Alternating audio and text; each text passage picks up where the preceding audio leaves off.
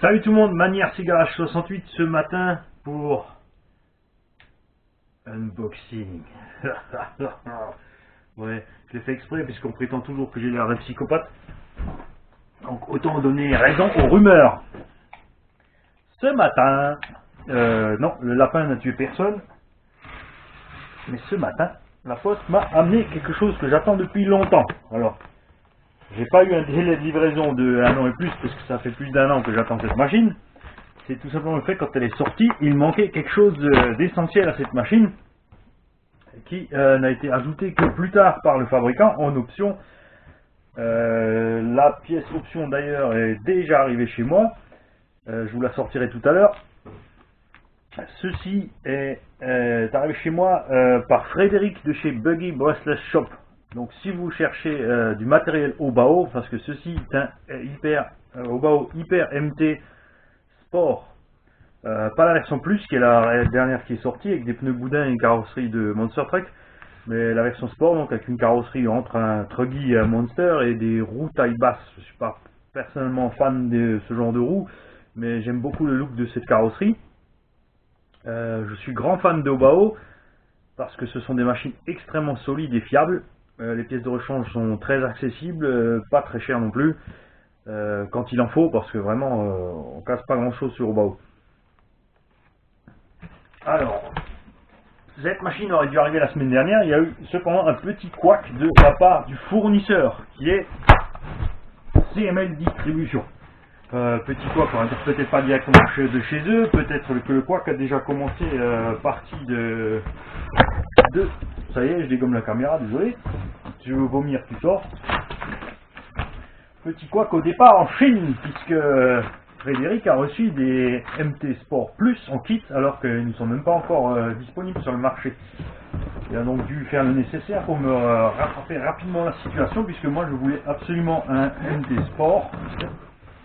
Ce qu'il a fait vraiment super vite, puisque c'était prévu que pour la fin de semaine. Et ce lundi matin, j'ai déjà mon colis. Donc, voici la bestiole quand elle est peinte. Forcément, ça c'est la version kit. Elle sera donc sans la peinture. Je vous ai sorti mon petit pied à coulisses et mon mètre pour pouvoir vérifier certaines choses, point de vue des dimensions.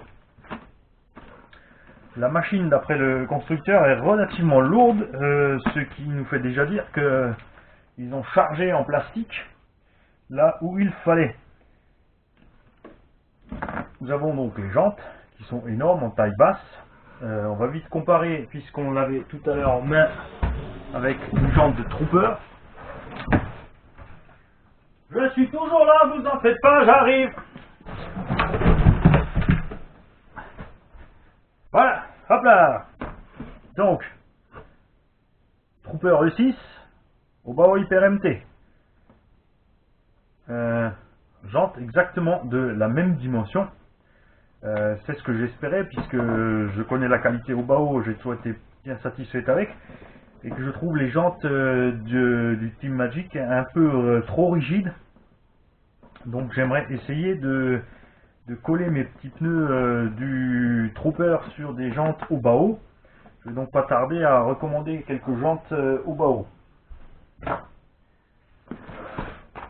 Les pneus beaucoup plus souples du point de vue de la structure que les pneus du Team Magic. La mousse, hein, comme d'habitude, là on verra seulement une fois à l'usage ce que ça donne. Je suis pas fanat de ce genre de mousse qui rétentionne de l'eau quand elles sont en contact avec de l'eau. Je préfère largement les mousses utilisées en 1/5 par Proline pour le HP Baja par exemple, qui elles sont un peu flexibles et beaucoup moins spongieuses en fait que celle-ci. Donc sur ce genre de type de mousse, il est absolument vital de boucher les trous dans la jante lorsque vous allez rouler dans la flotte pour éviter de gaver les mousses. On a bien sûr le petit sachet avec 2-3 outils, les barres de toit qui vont sur la carrosserie.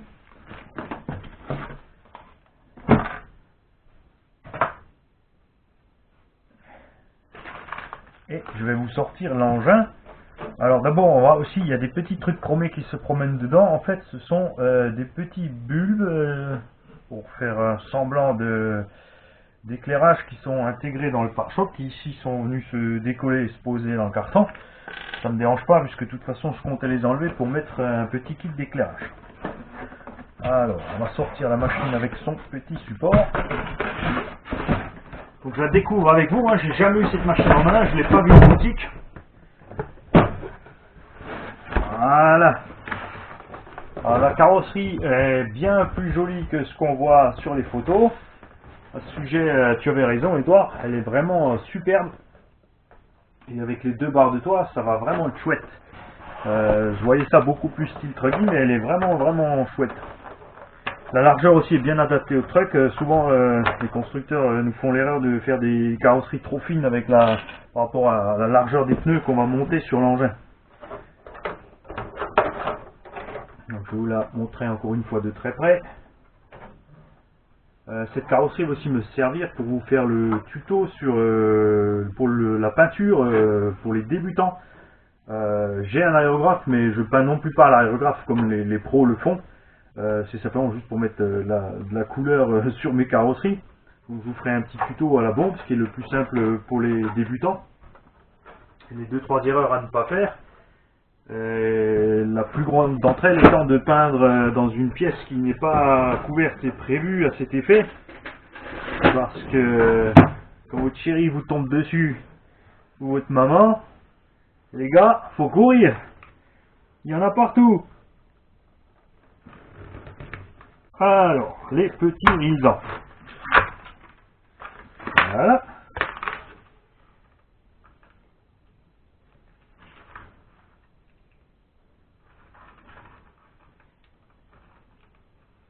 Alors, si je mets ma pointe à tracer au bon endroit, ça ira certainement mieux. Voilà. Ouais, je sais, c'est un fou, il récupère les risants, le gars, il est malade. Sur le terrain, ça peut servir à 3000 choses. Voici donc le Hobao Hyper MT. Alors, le châssis en main sans électronique est de loin pas aussi lourd que ce que je pensais. Il est plus léger que le Team Magic. Les amortisseurs sont donc bien les mêmes qu'ils utilisent sur toute la série Hyper SS en 19 mm. On montre pas la caméra.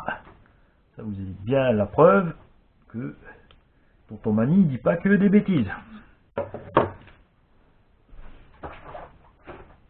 Ici le Hobao Hyper Cage qui a donc exactement les mêmes amortisseurs en 19 mm, sauf que ceux-ci sont noirs, ceux-ci sont gris.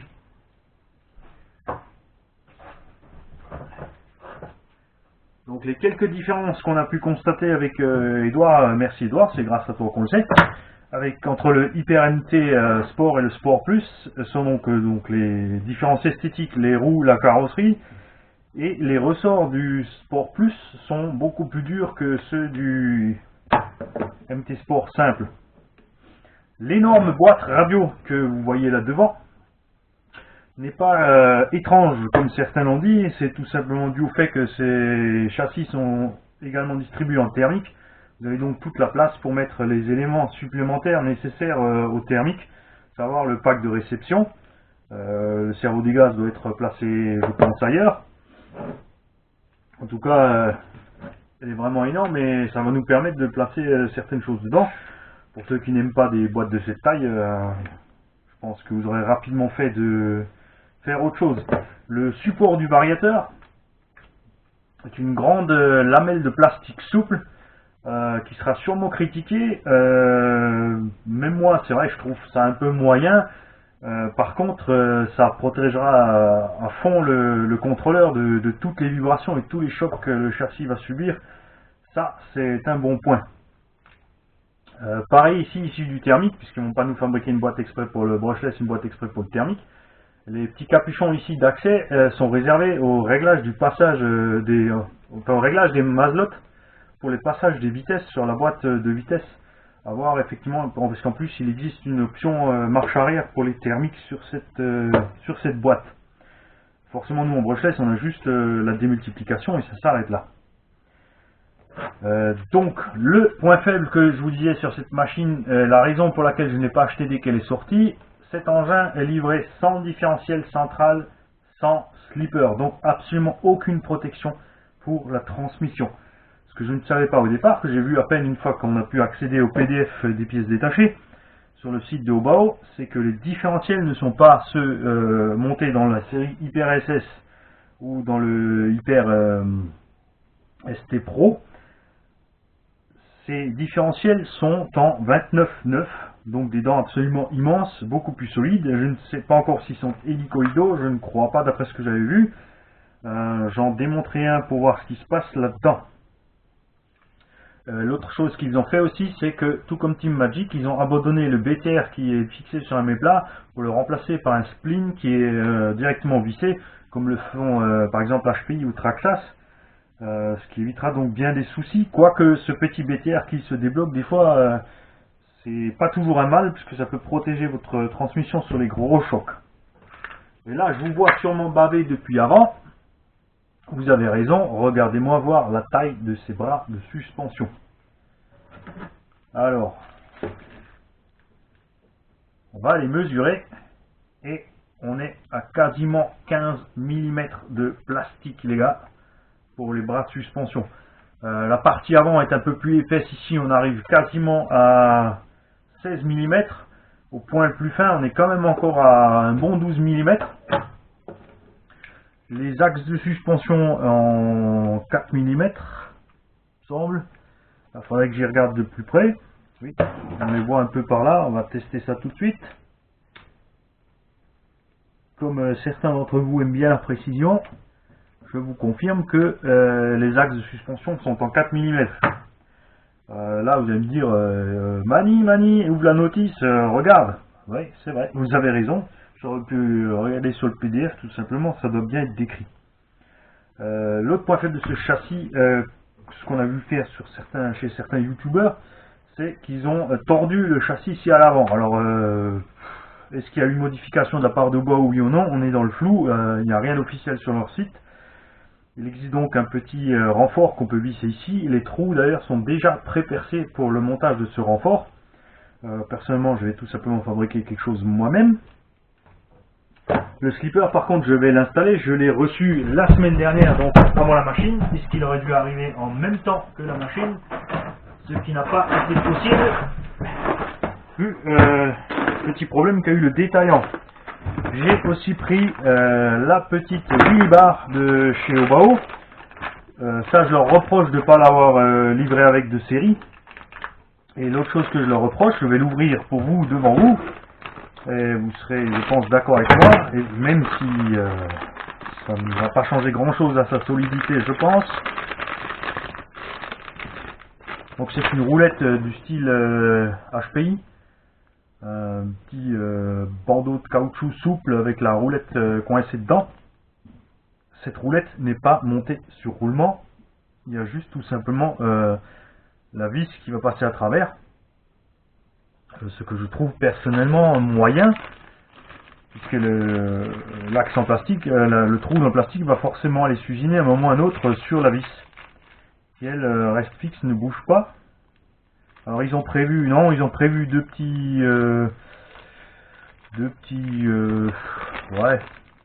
petites cales en métal qui vont les glisser là-dedans, mais non, ça va pas dans l'axe. Donc effectivement, je confirme, la roue fonctionne, va tourner directement sur l'axe de 3 mm à l'arrière, ce qui pour moi est un point négatif.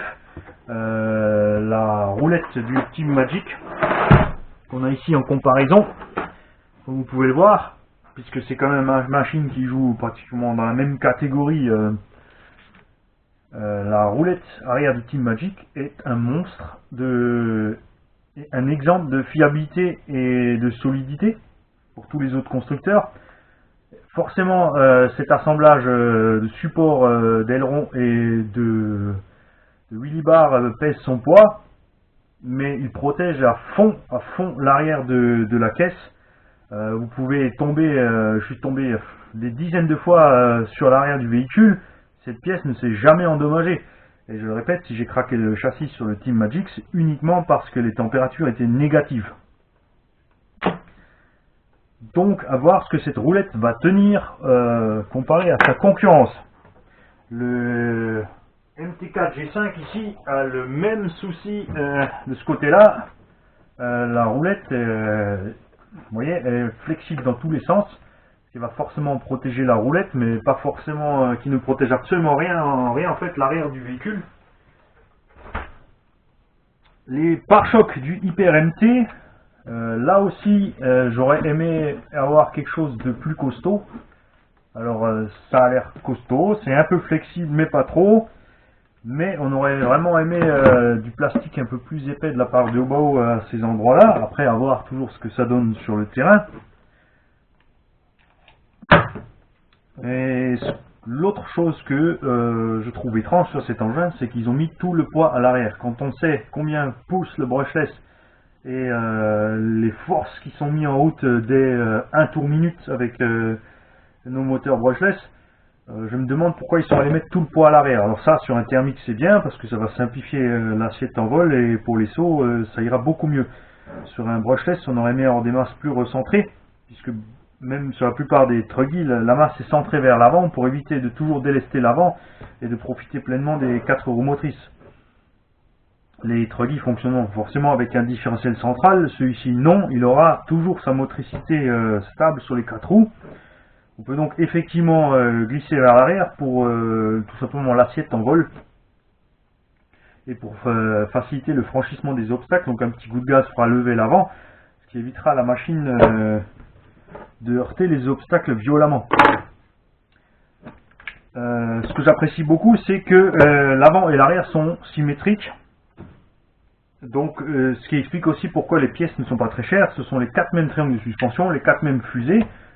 Ils ne sont pas allés perdre leur temps à faire des fusées avec les crochets devant et derrière, ils sont tout simplement démontables. Donc vous pouvez ici utiliser les fusées droite ou gauche, à gauche ou à droite, simplement démonter le petit patin et le glisser de l'autre côté, etc.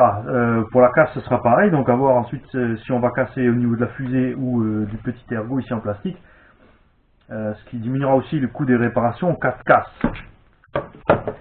Les bacs à batterie ont l'air assez grands pour pouvoir mettre pas mal de batteries différentes à l'intérieur. Au départ, ils ont prévu la machine pour du 4S, donc le 2S, oui, rentre tranquillement.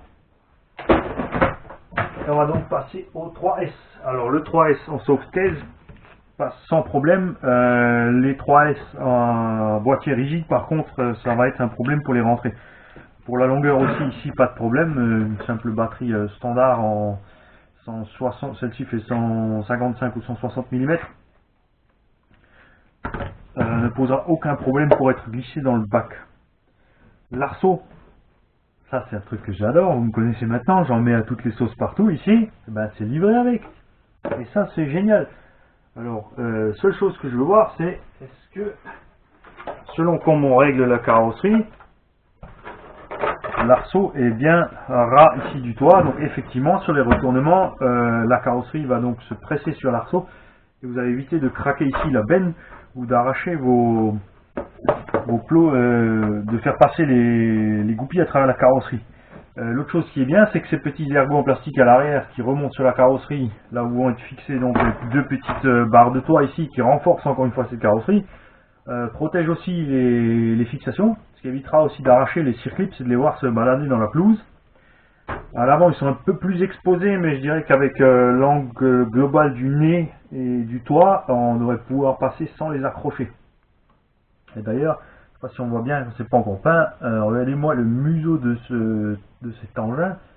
Il y a vraiment une super bonne gueule, à mon avis, bien sûr.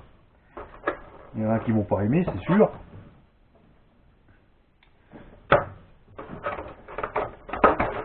La suspension aussi, là, forcément je ne peux pas la tester tout de suite, mais on voit déjà quand on pose le châssis qu'elle est vraiment très souple, donc une fois l'électronique à bord, ça va se tasser pas mal.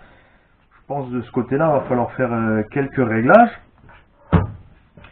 Les tourelles d'amortisseurs sont en plastique, néanmoins j'ai pas encore entendu quelqu'un se plaindre de la qualité de ce plastique.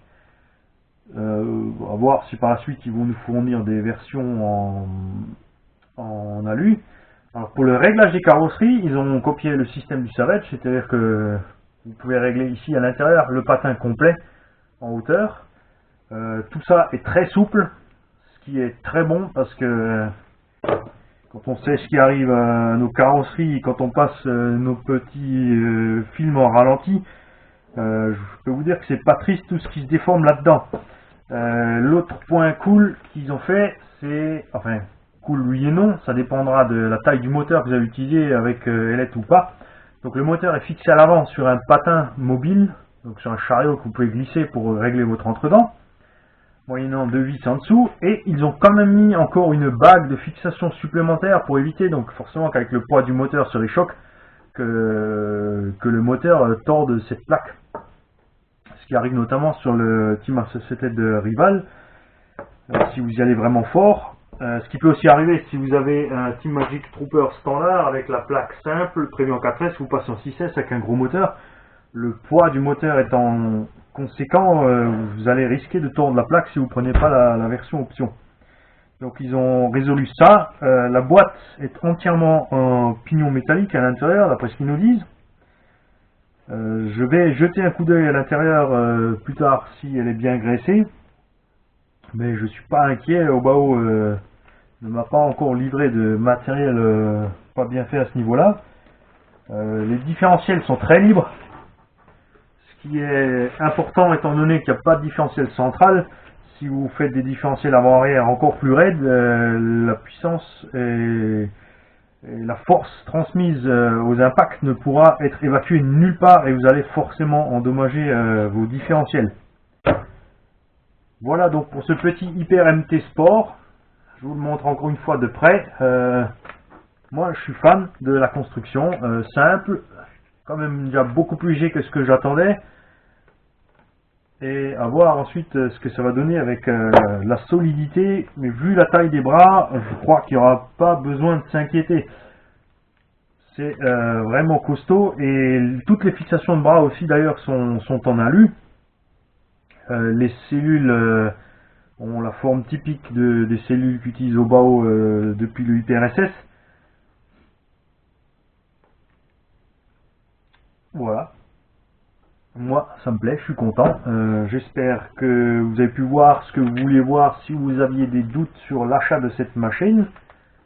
Et blanc que je suis, oui, je suis très blanc depuis ce week-end, parce que j'oublie la moitié de ce que je veux vous montrer. Et c'est la faute à ma chérie, dont je suis très amoureux. Voilà.